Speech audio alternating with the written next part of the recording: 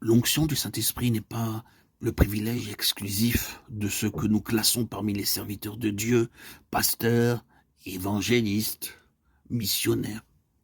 L'onction est pour tous les membres de la maison de Dieu, car nous avons tous une mission à remplir ici-bas sur la terre, et nous avons tous notre place marquée dans l'œuvre d'ensemble que Dieu a confiée à son peuple. L'onction du Saint-Esprit est non seulement possible, mais elle est nécessaire, et elle est pour chacun.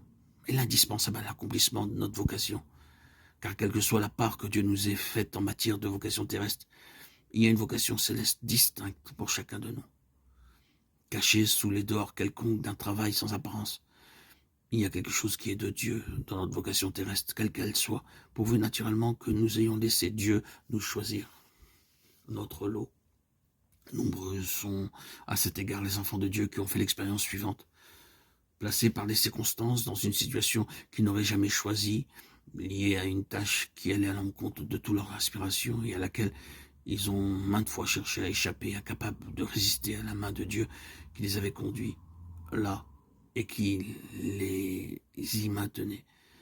Ils en sont venus un beau jour à reconnaître une chose, c'est que c'était bien là la place que Dieu leur avait assignée. Ils ont accepté la chose et ils s'y sont mis de tout leur cœur en disant « Seigneur, je ne veux plus rechimber contre la part qui m'est faite. Je l'accepte et je veux m'y adonner sans réserve. Je veux que ton plan dans cette affaire se réalise tout entier. Et je te demande à cet effet toutes les ressources du Saint-Esprit qui est dans ta volonté de m'accorder. »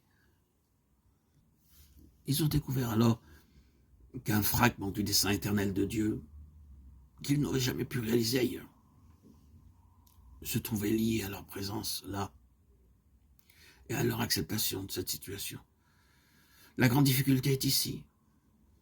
On se fait une idée fausse du ministère. On s'imagine que le ministère, c'est une chose et que l'accomplissement de la volonté de Dieu dans un travail quelconque, c'est une chose différente. Non.